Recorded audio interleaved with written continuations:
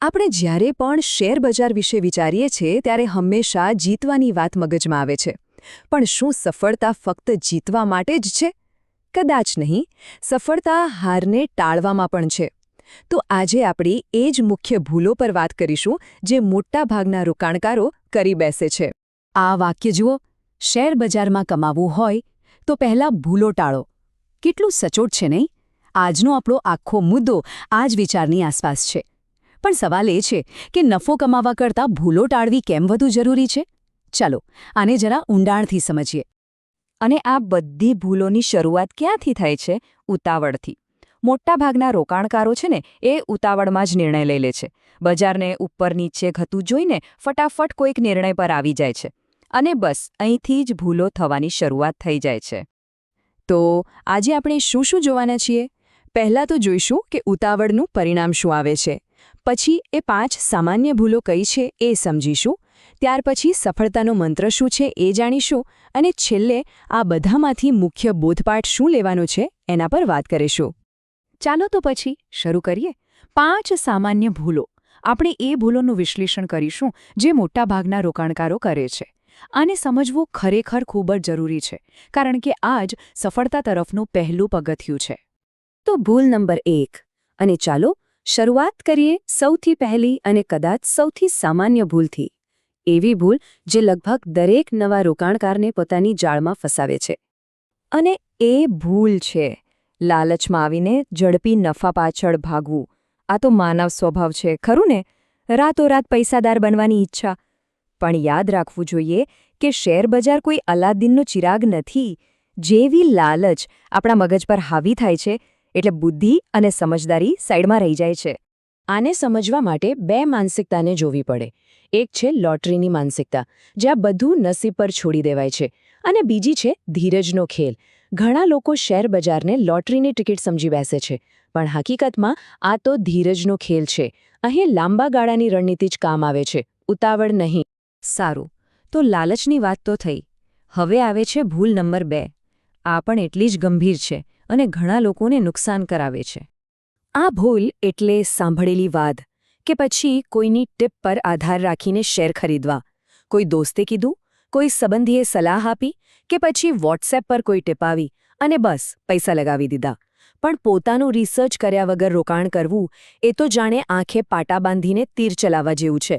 નિશાન ક્યાં લાગશે એની કોઈ ગેરંટી નથી. તો તફાવત બહુ જ સ્પષ્ટ છે. એક તરફ છે બીજાની સાંભળેલી વાતો અને બીજી તરફ છે પોતાનું સંશોધન. સફળતાનો રસ્તો હંમેશા પોતાના સંશોધનમાંથી જ નીકળે છે. બીજાની વાત સાંભળીને લીધેલા નિર્ણયો કરતાં જાતે સમજી વિચારીને લીધેલા નિર્ણયો હંમેશા વધુ સારા સાબિત થાય છે.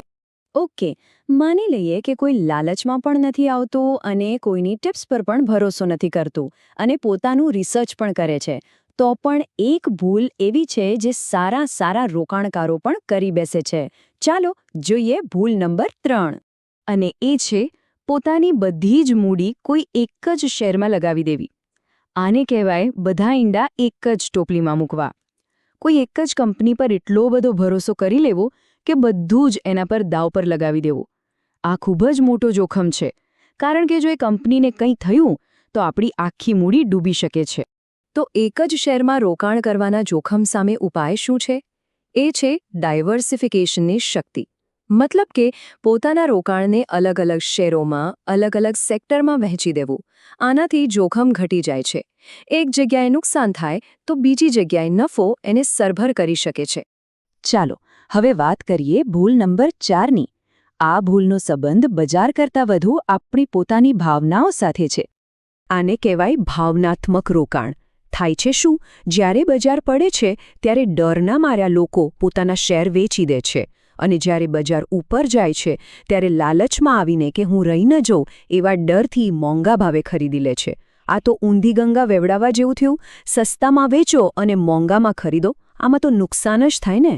અને હવે છેલ્લી એટલે કે 5મી ભૂલ. માની લો કે કોઈ રોકાણકાર લાલચ, અફવાઓ અને ભાવનાઓ આ બધા પર કાબૂ મેળવી લે, પણ છતાંય એક મૂળભૂત ભૂલ કરી બેસે છે. અને એ ભૂલ છે કોઈ સ્પષ્ટ પ્લાન વગર રોકાણ કરવું અને ખાસ કરીને સ્ટોપ લોસ લગાવવાનું ભૂલી જવું. બજારમાં ઉતરતા પહેલાં જ એક પ્લાન હોવો જોઈએ કે ક્યાં ખરીદવું, નફો થાય તો ક્યાં વેચવું અને જો નુકસાન થાય તો ક્યાં બહાર નીકળી જવું. સ્ટોપ લોસ એ જ આપણો સેફ્ટી નેટ છે. એક એવી કિંમત છે જ્યાં આપણને નક્કી કરીએ છીએ કે આનાથી વધુ નુકસાન નહીં લઈએ. એના વગર ટ્રેડિંગ કરવું એ તો સેફ્ટી બેલ્ટ વગર ગાડી ચલાવવા જેવું છે. સારું, તો આપણે ભૂલો વિશે તો ઘણી બધી વાતો કરી. હવે સવાલ એ છે કે આનો ઉકેલ શું છે? સફળતાનો મંત્ર શું છે? ચાલો હવે એના પર ધ્યાન આપીએ. તો પછી સફળતાનો સાચો રસ્તો કયો છે? જો ઉતાવળ, ટિપ્સ અને લાગણીઓથી કામ નથી થતું, તો પછી શેનાથી થાય છે? જવાબ ખરેખર ખૂબ જ સરળ છે. જો સફળતાના 3 મુખ્ય આધારસ્તંભ છે: સમય, શિસ્ત અને સમજ. પહેલું છે સમય. રોકાણને વધવા માટે સમય આપવો પડે છે. બીજું છે શિસ્ત.